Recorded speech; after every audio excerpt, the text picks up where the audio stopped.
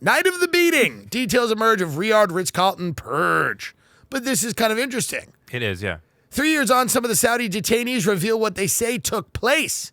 In early November 2017, nearly 400 of Saudi Arabia's most powerful people, among them princes, tycoons, ministers, and Shakira, were rounded up and detained in the Ritz-Carlton Hotel in what became the biggest and most contentious purge in the modern kingdom's history. The arrest shook the foundations of Saudi society in an instant, turning untouchable establishment figures into targets for arrest. Statuses were discarded, assets seized, and business empires upended. A conventional pact between the state and its influential elite was shredded overnight. Now, leading figures caught up in the detentions have revealed details of what they say took place. Many of whom were stripped of fortunes, portray a scene of torture and coercion, and of royal court advisors leading chaotic attempts to understand the investments behind the wealth of the king. Wouldn't it be great? So imagine our version of this. Mm-hmm. And it's just Swedish House Mafia. You're playing their music, and the torturers are going, how is this? We don't understand how you make this much money. We don't get it. Some of it is okay, but most of it I don't know. We don't get it. Because that's what happened here. The Saudi officials are going, how are you doing this? How are you making all this money? Like they could bring Ringo Starr in and just, put him up on the rack and go, you were the least talented Beatle, like by far. I don't understand. George wasn't great either, but the disclosures come on the third anniversary of the purge and ahead of the G20 summit in Riyadh this week, and advocates of the right to women to drive among them. But see, that's what's cool. Saudi Arabia, they know how to balance it. They'll do something like this, and then they go, let the women drive. Look, a woman's driving. Wait, you just tortured everybody. She's making a left. Look at her make a left. And everyone goes, she is making a left. So what they did, and we don't need to go into every detail here because you can get it and you can read the article. Okay, hold on. I like this. Yeah, it's on fine. the first night, everyone was blindfolded and nearly everyone was subjected to what Egyptian intelligence calls the night of the beating. Mm-hmm. I mean, what if Biden just came out and said this? Like he said, in response to the Pandora Papers, we kidnapped Swedish House Mafia and we subjected to them what we would call, and Biden says it very calmly, goes, we call them the night of the beating. People were asked if they knew why they were here. No one did. They were beaten. Many of them beaten badly. They were tied to walls, stressed positions, and went on for hours.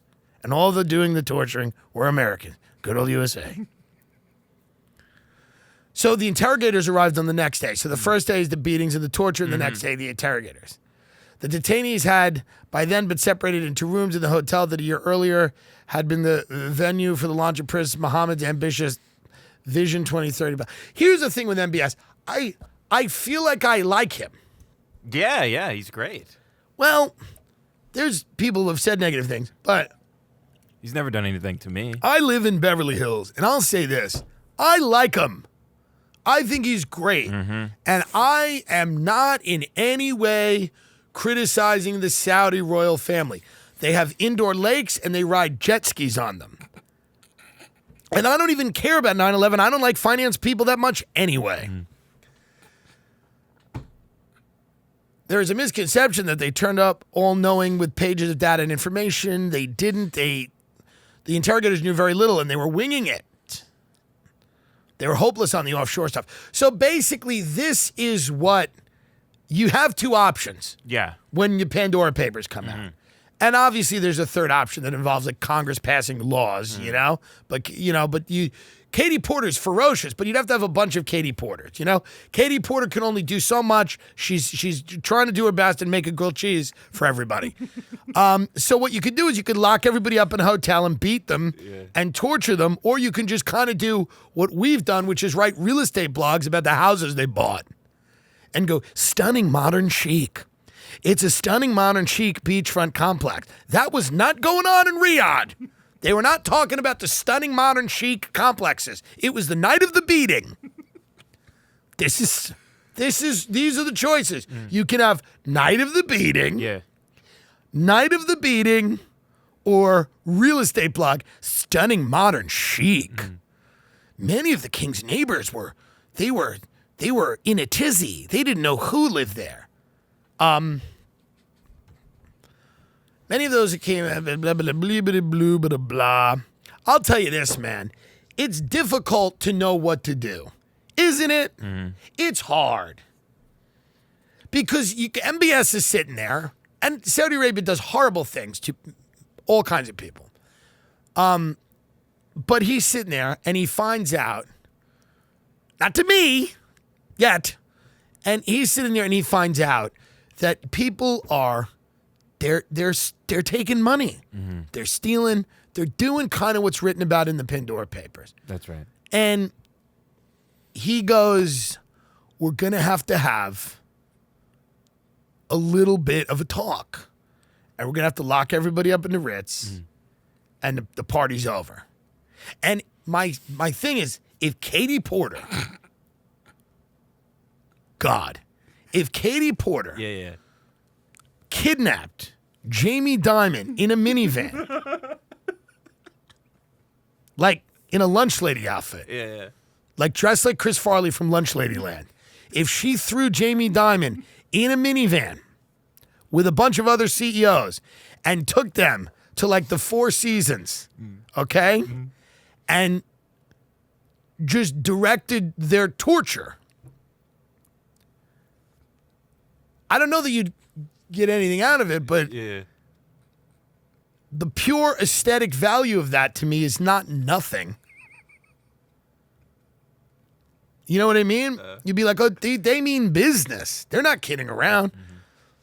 There was a terrible shakeup in America. The elites were on the run.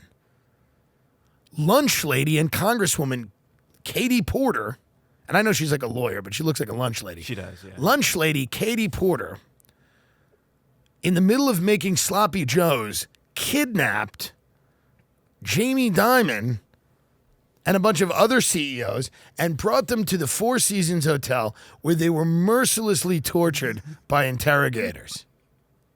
And she's just sitting there. She's like, where's the money? Mr. Dimon, I feel like we've met before. And he's like, what? He's like chained to a wall. She's like, we've met before, haven't we? I believe I asked you a question about how people at your bank could make ends meet. I broke down all their monthly expenses. What? And the guy's just hitting them. Yeah, I remember. Well, Mr. Dimon, I have a few more questions for you. Do you have the time? I think you do. He's just chained up in a suite at the Four Seasons Hotel, being brutalized by interrogators. And then Katie Porter is like, all right, so Mr. Dimon, let's start by saying I'm your friend. And I think we both want the best for America. Wouldn't you agree, Jamie? And he's like, please stop this.